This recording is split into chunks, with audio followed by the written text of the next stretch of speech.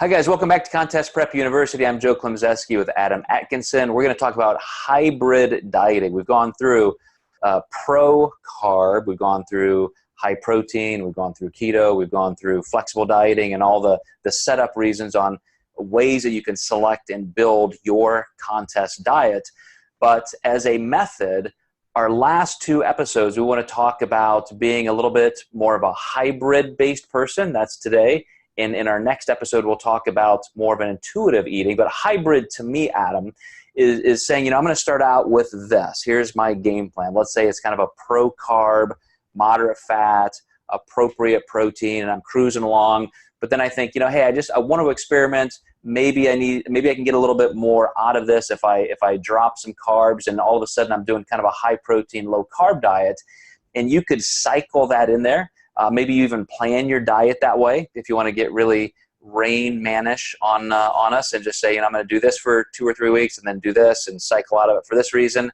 I've seen people do that, and you know, there's some value in doing little setup phases like that. But I'm guessing, Adam, you don't do anything like that. But I'll bet you are flexible enough that with a client, after a certain amount of time, you've seen some results. Then you're like, hey, let's change this. We need to do this, or maybe we need to just at least go down this fork in the road and try something.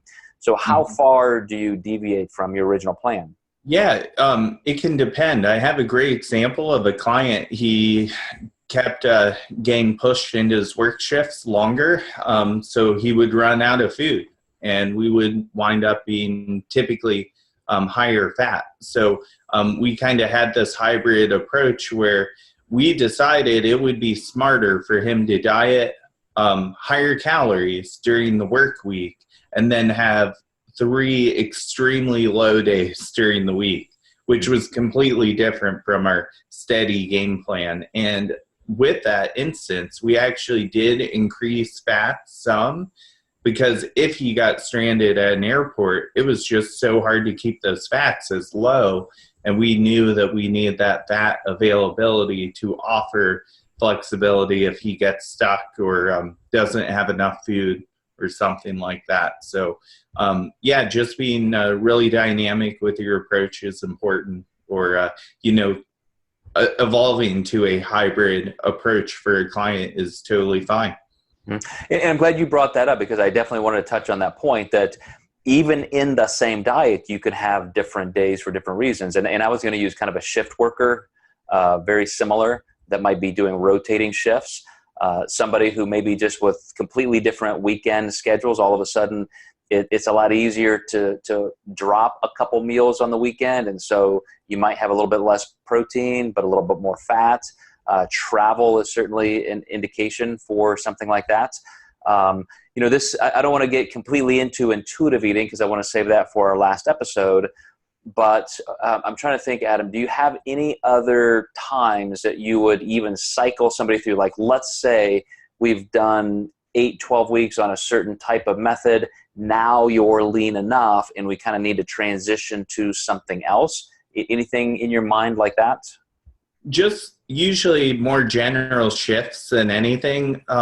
Oftentimes what I might see is digestion might slow down for a client, and I'll still keep starch in, but I might add some fats just to keep that movement going.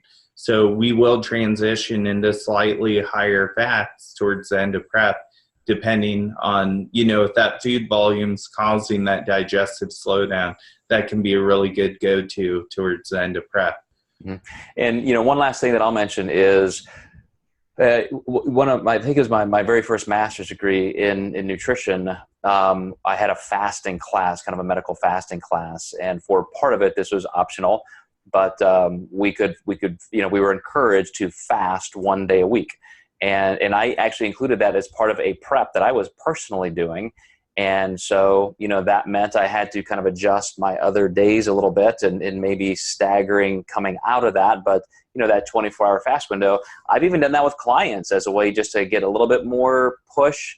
But, you know, I would classify that as a little bit of a hybrid as well. So I hope that helps, guys. That is definitely a little bit of an esoteric, you know, diversion over into, you know, from normal dieting. But We're going to wrap this up next time with intuitive dieting, and hopefully you've heard of that, and we'll go through a couple definitions, but we'll catch you next time for that.